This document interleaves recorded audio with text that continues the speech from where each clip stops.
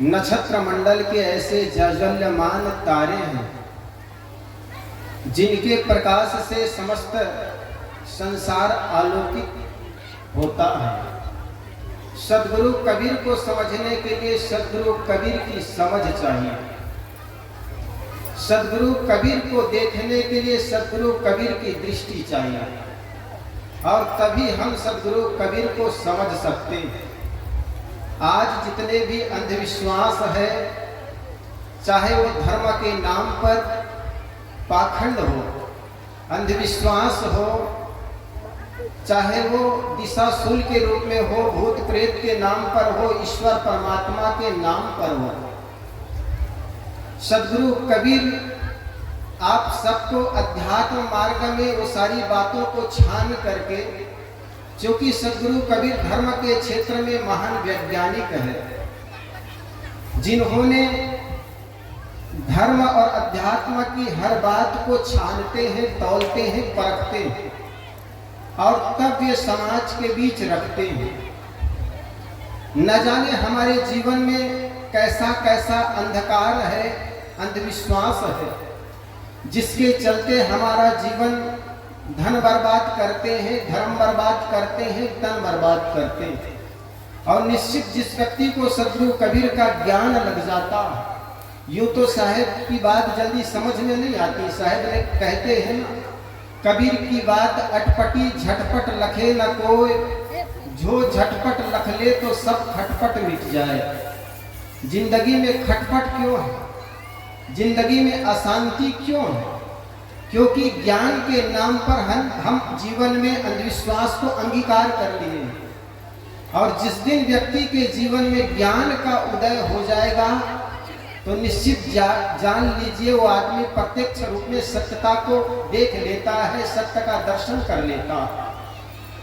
लेकिन भ्रम के चलते आदमी कुछ का कुछ मान लेता है और कुछ का कुछ समझ जाता है। एक कहानी के माध्यम से समझाऊं आपको, और बड़े ध्यान से वो बात अगर श्रवण करेंगे तो मेरी कही हुई बात को आप समझ पाएंगे। एक व्यक्ति था, घर का मुखिया था। चूंकि घर के लोग दिन भर अपने अपने काम काज में व्यस्त रहते थे, संध्याकालीन सत्र के जो भोजन थे वे सब साथ साथ करते थे। तो घर का जो मुखिया था वो बात बात में ठहका लगा करके हंस रहा था। ठहका लगा के हंसना जानते हो ना, मुंह खोल करके हंसना। वो बात बात में ठहका लगा करके हंस रहा था। कहा जाता एक मक्खी उड़ती हुई आई और उनके मुख में घुस गई। अब मुख में घुस जाना कोई बड़ी बीमारी तो है नहीं। मुख में मक्खी घुस गई होगी तो जठर अग्नि से कब के वो भस्म हो गई होगी, मर गई होगी। लेकिन उस आदमी को ऐसा लगने लगा कि मक्खी घुस करके मेरे पेट में उड़ रही है। अब ऐसा होता है क्या? 2-4 वमन हुआ, उल्टियां हुई, फिर भी उनको ऐसा लगने लगा कि मेरे पेट में मक्खी उड़ रही है। घर के लोगों ने समझाना शुरू किया, दादा, पापा, पिताजी, मक्खी गई तो कब के उल्टी के माध्यम से निकल गई होगी और आपके शरीर की जठर अग्नि से या तो मर गई होगी। लेकिन वो आदमी मानने के लिए तैयार नहीं। आसपास के डॉक्टर को बुलाए, डॉक्टरों ने अपनी बात बताई, दादाजी, भाई साहब, आपके अंदर मक्खी अगर घुस गई होगी तो मर गई होगी जठर अग्नि से, अन्यथा उल्टी के माध्यम से निकल गई होगी। उस आदमी ने कहा, तुम्हारा तर्क तुम्हारे पास, अरे मेरा पेट है, मुझे पता चल रहा है वो पेट में उड़ रही है। अब इस आदमी को समझाओ कैसे, बताइए। उस समय के बड़े से बड़े मशीन सोनोग्राफी मंगाए गए, बड़े से बड़े डॉक्टर बुलाए गए। सारे डॉक्टरों ने अपना तर्क दिया, मशीन भी ये बताई कि अब आपके अंदर मक्खी है नहीं। डॉक्टरों ने अपना तर्क दिया, भाई साहब मक्खी कब के मर गई होगी। लेकिन एक तो वो आदमी मानने के लिए तैयार नहीं। कुछ ऐसे लोग होते हैं ना, बड़े हठी प्रवृत्ति के लोग, वो अपनी बात रखते हैं, सब पंचों की बात सर पर, लेकिन खूंटा गड़ेगी दर पर। वो अपनी बात अड़ करके रख देता। अब इस आदमी को समझाओ कैसे। सारे लोग हैरान हो गए। लोगों ने देखा ये आदमी तो वैसे भी मर जाएंगे, पागल हो जाएंगे। तो गांव में ऐसे फक्कड़ संत आए। उस संत को जब पता चला तो उनकी पत्नी उनकी समस्या लेकर के गई। संत ने कहा भाई ऐसा है तो इसके इलाज के बजाय किसी मनोचिकित्सक के पास ले जाओ। और उनकी पत्नी मनोचिकित्सक के पास उनको लेकर के गई। मनोचिकित्सक के पास सारी बातें बता दी उनकी वाइफ। उस मनोचिकित्सक ने उनको लेटाया तख्त में, और तख्त में लेटा करके कहा कि भाई साहब हम पता लगाते हैं। लेटाने के बाद उन्होंने आला निकाला और पेट में ऐसे तैराना शुरू किया। एक छोर को कान में लगाया, दूसरे छोर को उनके पेट में तैराना शुरू किया। और 2-4 सेकंड तैराने के बाद एकदम आश्चर्यपूर्वक उस आला को फेंकते हुए कहा कि अरे भाई साहब मक्खी तो तुम्हारे अंदर अभी उड़ रही है। वो आदमी एकदम उठ करके बैठ गया। डॉक्टर साहब आप मिल गए तो मेरी जिंदगी बच जाएगी, अन्यथा इधर के सारे लोग और सारे डॉक्टर को मार ही डालना चाहते हैं। उनकी पत्नी ये बात सुन करके बड़ी हैरान हो गई और कहने लगी कि ये कैसे डॉक्टर है, मैं तो सोची थी इनका इलाज करेंगे, लेकिन ऊपर से ये और बीमारी बता रहे हैं कि तुम्हारे अंदर मक्खी उड़ रही है। डॉक्टर ने होंठ पर उंगली रख करके कहा देवी तुम चुप रहो, इनके अंदर मक्खी मुझे पता चल ही गया। और वो बाहर आकर उनकी पत्नी को सुंदर एक सफेद कलर का बाटल देता और बाटल देते हुए कहा देवी तुम बाहर से एक मक्खी पकड़ के ले आओ। उनकी पत्नी कहती करोगे क्या? डॉक्टर ने कहा ये प्रश्न उत्तर करने का टाइम नहीं है, तुम मैं कहता हूँ वही करो। उनकी पत्नी चली गई, एक बड़ी मक्खी पकड़ के आई और उसको बोतल में डाल दी और डॉक्टर साहब को देते हुए कहती डॉक्टर साहब ये रही मक्खी, लीजिए। डॉक्टर ने उस बोतल के ढक्कन पर उंगली रख करके उस मरीज के पास पहुंच गए और मरीज से कहा कि जी अब मक्खी तो तुम्हारे पेट में ही पता चल ही गया, तुम तेजी से खांसो ताकि पेट के मक्खी छाती में आ जाए। उस आदमी ने थोड़ा तेजी से खांसा, फिर डॉक्टर ने कहा अब छाती में आई जी मक्खी। उस आदमी ने कहा जी डॉक्टर साहब अब मक्खी छाती में आ गई। ऐसा होता है कई बार, जो आपको पहले पहले बता दे। आप जब सम्मोहित होते ऐसे समय में सम्मोहन करता जैसे कहता है आप वैसे एक्टिविटी करने लग जाते हैं। आप देखते हो जो भूत प्रेत उतारने वाला होता क्या है, करता क्या है, आपको ऐसा ही नाटक करता है। तो उनको कहा जी अब मक्खी छाती में आ गई ना? हाँ डॉक्टर साहब मक्खी छाती में आ गई। मनोचिकित्सक ने कहा फिर तेजी से खांसो ताकि गले में आ जाए। उस आदमी ने फिर तेजी से खांसा। डॉक्टर ने फिर पूछा कि अब गले में आई? जी डॉक्टर साहब अब गले में आ गई। डॉक्टर साहब ने कहा आंख बंद करो और मुंह खोल करके तेजी से खांसो ताकि मैं बोतल में पकड़ सकूं, जिस बोतल में पहले से मक्खी पकड़ी गई थी। उस आदमी ने आंख बंद की, डॉक्टर ने उनके मुख पर बोतल टिका दिया और कहे तेजी से खांसो। जैसे तेजी से खांसा, खांसने के बाद डॉक्टर ने उस बोतल को ऊपर उठा करके कहा ये रही मक्खी। उस आदमी ने आंख खोल करके देखा तो उनकी आंखें तो खुली की खुली रह गई। डॉक्टर साहब के चरण पकड़ते हुए कहा डॉक्टर साहब आप मिल गए तो मेरी जिंदगी बच गई, अन्यथा ये घर के सारे लोग और सारे डॉक्टर तो मुझे मार ही डालना चाहते।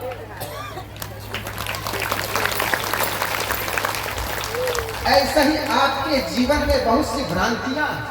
अब बताओ वो मक्खी उनके पेट से निकली हुई थी क्या? आपके घर में ठीक इसी प्रकार किसी को भूत लग जाता है, किसी को प्रेत लग जाता। ये भूत प्रेत केवल मन का वहम है। जिस प्रकार उनके अंदर मक्खी थी नहीं, लेकिन एक वहम, एक भ्रम उनके अंदर बैठ गया था। ठीक इसी प्रकार ईश्वर परमात्मा के नाम पर तुम जाकर के ठगाते हो तीर्थ यात्रा में, लेकिन आपके घर में जो ईश्वर है, जो आपके घर में परमात्मा है, उसमें आपको ईश्वर परमात्मा नजर नहीं आता। घर में हम अपने माँ बाप का दर्शन रोज करते हैं, लेकिन उस माँ बाप में हम दर्शन भगवान के कर नहीं पाते, और मंदिर तीर्थ जाकर के हम भगवान का क्या खाक दर्शन कर पाएंगे? प्राकृतिक रूपी भगवान ने जिस मनुष्य को बनाया उनके साथ तो सुंदर वर्ताव नहीं करते, और बाहर जाकर के हम तीर्थ करते हैं तो क्या भगवान का दर्शन कर पाएंगे? अपने बनाए हुए मंदिर, अपने बनाए हुए मस्जिद के प्रति हमारा कितना भाव होता है। आप बनाते हैं मंदिर, कोई आदमी जाकर के वैष्णव विलास करता है, आप नाराज हो जाते हैं। नेम प्लेट डालते हैं कि यहाँ पर किसी प्रकार के मदिरापान करना मना, वैसन करना मना। लेकिन उस परमात्मा को कितना दुख होता होगा जब आप जैसे लोगों को जिन्होंने बनाया है और आप अपने मुख में कभी तम्बाकू ठूसते हो, कभी चूना चाटते हो, कभी शराब डालते हो, कभी सोचे हो?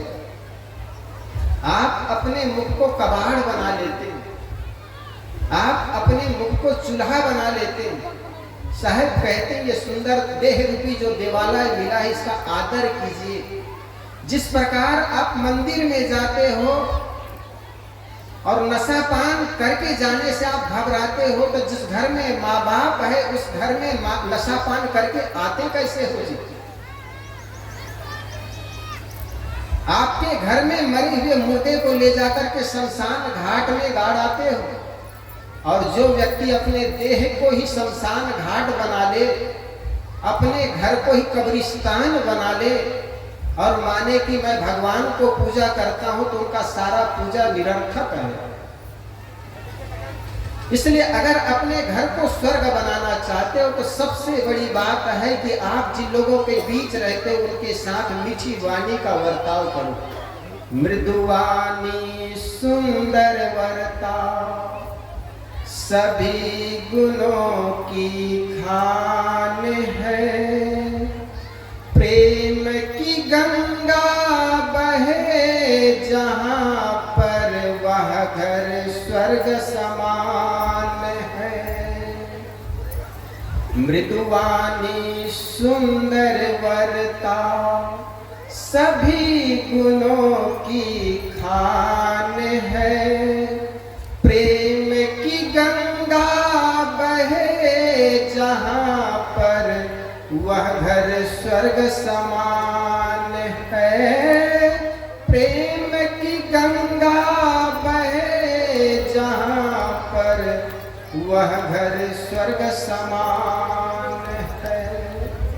मरने के बाद आप हजारों पंडितों को भोज भंडारा करवाइए, लेकिन किसी के माँ बाप स्वर्ग जाए या न जाए इसमें तो भ्रम हो सकता है, भ्रांतियां हो सकती है। और स्वर्ग मरने के बाद नहीं बल्कि जीते जी अपने जीवन को स्वर्गमय बनाइए। पंडित लोग स्वर्ग के नाम पर आपके साथ धोखा करता है। कोई आदमी मरकर के स्वर्ग नहीं जाता, बल्कि जिस घर में आप रहते हो उन घर के लोगों के साथ सुंदर बर्ताव करते हो, प्रेम की वाणी का प्रयोग करते हो, एक दूसरे का आदर करते हो, समता से रहते हो, एक दूसरे के प्रति संवेदना व्यक्त करते हो, तो निश्चित जानिए वही घर स्वर्ग है। लेकिन जिस घर में माँ रोज शिकायत करती हो, बेटा रोज शराब पी करके आता हो, पत्नी रोज आंसू बहाती हो, वही घर तो नरक है। और आप अपने घर को नरक बनाए रहते हैं और मरने के बाद सोचते हैं आप स्वर्ग जाएंगे। तो दुनिया में ऐसा कोई स्वर्ग नहीं जहां पर आप मर करके जा सकते हैं।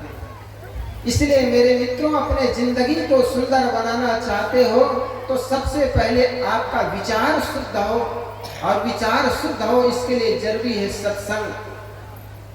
पथिक जी महाराज हुए हरिद्वार के सरजमी पर, वे महापुरुष कहते हैं सत की चर्चा चलती रहती पर रमण असत में होता है। ऐ पथिक कहा सत्संग हुआ जो असत से प्रीति हटा न सके। पथिक जी महाराज कहते हैं हम सत की चर्चा करते हैं, सत्संग ज्ञान की चर्चा करते हैं, लेकिन असत शरीर और असत संसार से हमारा मन उठ नहीं पाता। कारण क्या है? क्योंकि असार चीजों के प्रति हमारा जो प्रीता है, लगन है, ये छूट नहीं पाता। एक तो हम भ्रम में इसीलिए पड़ते हैं क्योंकि हमारे मन में लोभ होता है। बिना कुछ किए कोई चीज पाने का जब लोगों के अंदर लोभ जग जाता है तो आदमी, भ्रामक लोग जो बातें कहता है वही आदमी करता चला जाता है। इस दुनिया में दिशाशूल, भूत प्रेत, जादू टोना नाम की कोई चीज नहीं होती है, लेकिन हम जादू टोना के नाम पर, दिशाशूल के नाम पर, भूत भवानी के नाम पर न जाने कितने रुपए बर्बाद करते चले जाते। हमने देखा अच्छे अच्छे घरों के लड़के डॉक्टर बन गए, इंजीनियर बन गए, लेकिन अपने उंगलियों में इतने अंगूठी पहनते हैं कि अंगूठी भी कम पड़ जाते हैं, उंगलियां कम पड़ जाती, अंगूठियां ज्यादा हो जाती। इतना भ्रम क्यों पालने का? अगर अंगूठी पहनने मात्र से सब कुछ मिल जाता तो रोड किनारे जो लोग अंगूठी पहन बेचते हैं वे कब के धनवान हो गए होते। लेकिन हम किसी पंडित ने बता दिया अमुक नग के अंगूठी पहनना, हम बस लग जाते। दुनिया में किसी को अगर ग्रह लगता है तो ग्रह सब पर लगना चाहिए, क्योंकि हम एक ग्रह के नीचे सब निवास करते हैं। अब किसी व्यक्ति को कह दिया आपको शनि लग गया, अरे शनि किसी के ऊपर पड़ जाए, लग जाए तो उसका कचुम्बर निकल जाएगा, लेकिन हम शनिवार को शनिदेव को मनाने लगे। एक लड़का था, उस लड़का को एक पंडित ने बता दिया शनि लग गया। तो उनका पिताजी ग्वाला था, ग्वाला दूध का काम करता था। एक भैंस उनके पास थी और भैंस थी वो 10 लीटर दूध देती। और ग्वाला को बता दिया पंडित ने कि तुम्हारा लड़का को ग्रह लग गया। चूंकि उनके घर जो दो भैंस, एक भैंस थी 10 लीटर दूध देती थी, उस भैंस को देखकर उनकी नीयत खराब हो गई। और जब आदमी की नीयत खराब हो जाती है तो उस चीज को पाने के लिए प्रयास करता, फिर तो वो प्रयास नीतिपूर्ण हो अनीतिपूर्ण हो उसको कुछ सूझता नहीं है। तो पंडित ने सोचा जजमान के एक ही लड़का है और उनको ग्रह लग गया है, तो भैंस मिलेगी तब जब इनको ग्रह लगन का कुछ टोटका बताएंगे। तो उन्होंने बताया जी तुम्हारे लड़के को ग्रह लग गया। तो पंडित जी की बात सुनकर के ग्वाला तो बड़ा निराश हो गया, उदास हो गया। मेरा एक ही लड़का है, वो भी 10 वर्ष बाद पैदा हुआ है, उनको भी ग्रह लग गया। और जब बेटा की बारी आती तो आदमी कुछ भी करने के लिए तैयार हो जाता। एक ही लड़का हो और ग्रह लग गया हो तो आदमी कुछ भी कर सकता। तो उन्होंने कहा पंडित जी कोई रास्ता तो हो, कोई रास्ता ग्रह काटने का तो है। तो पंडित जी ने कहा जी हमारे शास्त्रों में रास्ता तो है, अगर कोई काला चीज का दान कर दें आप तो तुम्हारे लड़के का जो ग्रह है ना वो कट जाएगा। क्योंकि काली भैंस को देख करके उनकी नीयत खराब हुई थी। तो जजमान ने सोचा काली चीज क्या करूं। तो उनका एक मित्र था जो कबीरपंथी थे। कबीरपंथी का मतलब कोई भी बात विचार पूर्वक करता, कोई भी काम करने के पहले विचार करता, वो कबीरपंथी। तो बड़े विचारवान था। तो ग्वाला अपने मित्र के पास गया, मास्टर था वो कबीरपंथी जो था। तो मास्टर के पास जाकर के कहा मास्टर जी बड़े सौभाग्य से मेरे दरवाजे पर आज पंडित आ गए और वे कह रहे हैं कि मेरे लड़के को ग्रह लगा है और कोई काली चीज दान कर दो तो ग्रह कट सकता है। जजमान की बात सुन करके मास्टर ने सोचा कि इनका लड़का को ग्रह लग गया और मैं कह दूं कि ग्रह व रहा ये टोटका कुछ होता नहीं तो शायद कोई किसी कारणवश लड़का मर जाए तो बद्दी सारी मुझ पर लग जाएगी, बदनाम मैं हो जाऊंगा। तो इनको काली चीज की दान करने कहा ही तो कुछ बता ही देता हूं। तो उन्होंने कहा जी काली चीज ही दान करना है ना, तो जाकर के कोई काला कपड़ा दान कर दीजिए, कपड़े वाले की दुकान में चले जाना, काला कपड़ा खरीद लेना। ग्वाला दौड़े दौड़े गया कपड़े मार्केट में और काला कपड़ा खरीद करके लाया और पंडित जी से कहा पंडित जी लीजिए काला दान और काटिए ग्रह। जैसे ही काला कपड़ा को देखा तो पंडित जी तो माथा पकड़ लिया। उन्होंने सोचा बात सही बैठी नहीं और जजमान से बात बनाते हुए कहा पंडित जी तुम लाए तो सही लेकिन एक पॉइंट और बढ़ गया, तुम लेट कर गए। कहे क्या हुआ सरकार? कहीं लाने में तुम लेट कर गए। दान काला हो साथ साथ जान वाला हो, ये तो तुम मुर्दा कपड़ा को लेकर आए जी। कपड़ा तो मुर्दा ही होता है, जान थोड़ी होती। तो दान काला हो साथ साथ जान वाला हो। जजमान फिर दौड़े दौड़े मास्टर के पास गए। मास्टर जी एक पॉइंट और बढ़ गया। क्या हुआ? कहे दान काला हो साथ साथ जान वाला। उन्होंने कहा यार आज ही तो एक सपेरा आया था, वो बगल के गांव में गया होगा, एक काला सांप था उनके पास, वो काला भी है और जान वाला भी है, और मटका में रख के ले आना। तो मटका में वो रख करके दौड़े दौड़े गया, सपेरा से सर्प खरीद करके आया, पंडित जी से कहा पंडित जी लीजिए, आपके दोनों शर्त लागू होता है इसमें, ये काला भी है और जान वाला भी है। जैसे ढक्कन खोला, नाग जैसे फुक्कार मारा तो सोचा यार इस बार भी दांव सही जगह पर लगा नहीं। माथा खुजलाते हुए कहा जजमान लाए तो सही लेकिन एक पॉइंट और बढ़ गए। क्या हुआ सरकार? लाए तो सही लेकिन एक पॉइंट और बढ़ गए, दान काला हो जान वाला साथ साथ 4 पैर वाला। अब 4 पैर वाला धीरे धीरे भैंस की तरफ इशारा कर रहा। फिर गया मास्टर के पास, मास्टर जी एक पॉइंट और बढ़ गए। क्या हुआ? दान काला हो जान वाला साथ साथ 4 पैर वाला। जैसे ही 4 पैर वाला कहा तो मास्टर को लगा बिल्कुल वो तो आपकी भैंस की ओर इशारा कर रहा है, लेकिन खैर कोई बात नहीं, हम भी कबीर पंथ के आदमी हैं, आपको 4 पैर वाला भी दान बताते हैं। उन्होंने कहा आपके पिछवाड़े में वो काली बिल्ली है ना, वो काली बिल्ली बिल्कुल 4 पैर है, दान काला भी और जान वाला, वो ले जा दान कर ले। काली बिल्ली को लेकर आया जजमान और पंडित जी से कहा पंडित जी लीजिए दान और काटिए ग्रह।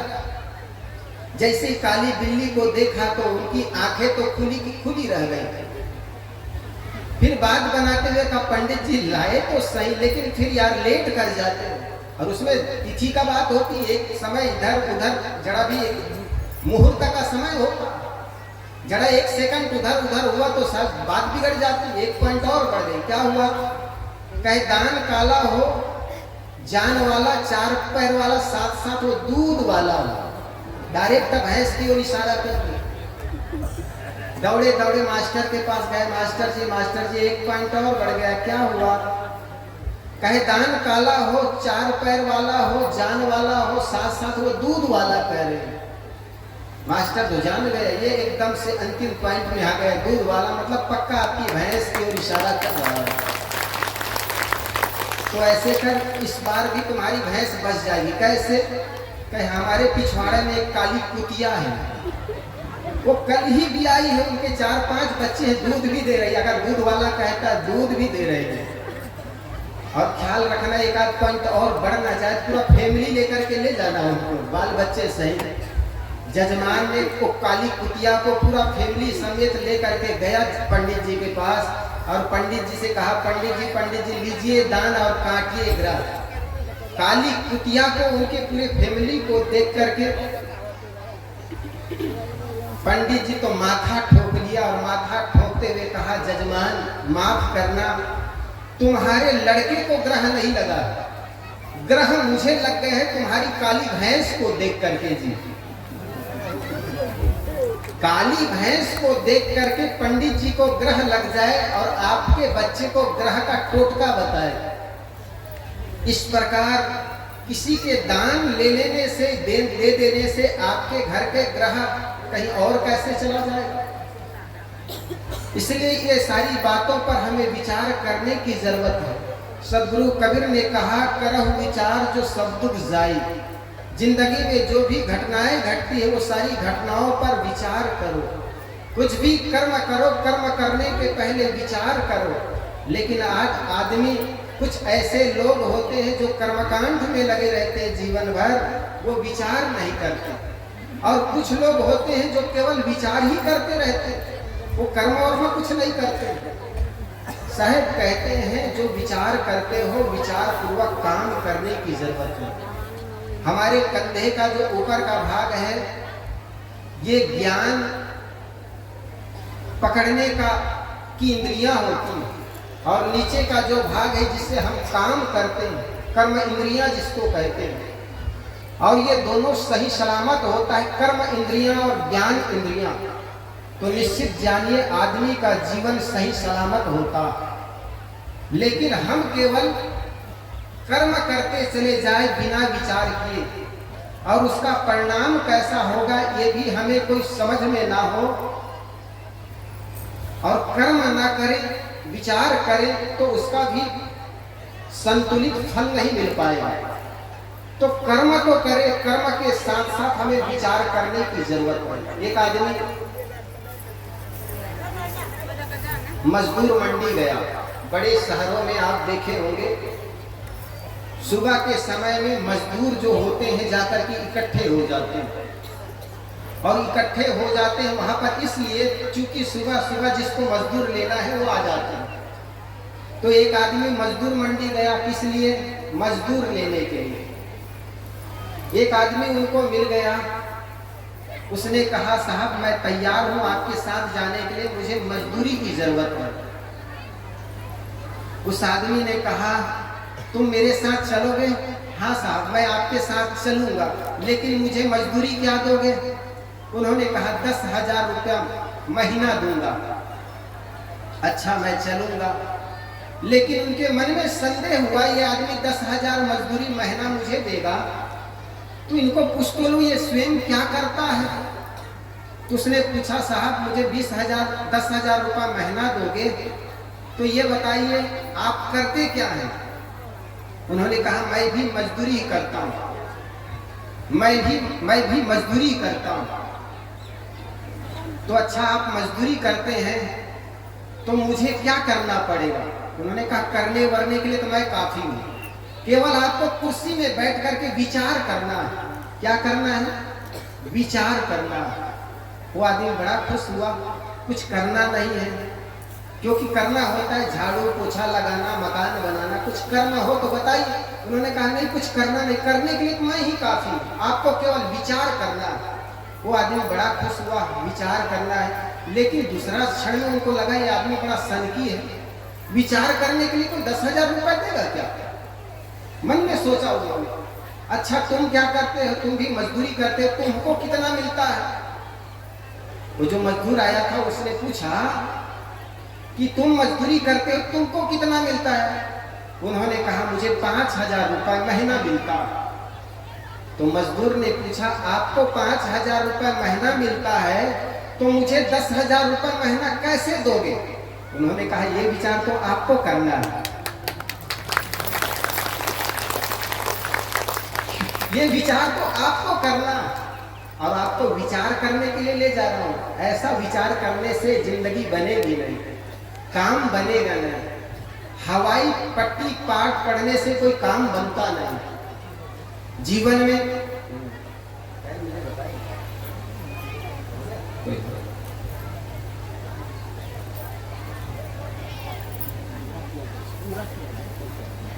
सदगुरु कबीर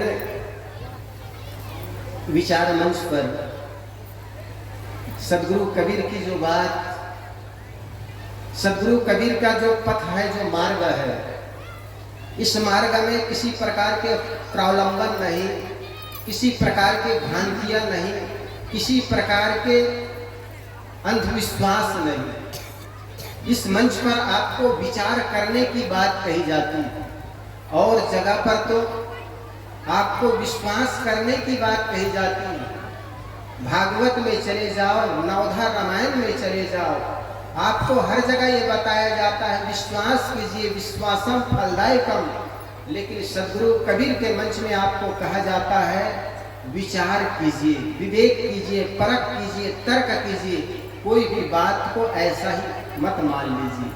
तो मैं आप लोगों के समक्ष कुछ देर निवेदन करने का प्रयास किया, इसी के साथ देता हूँ विराम अपनी वाणी को।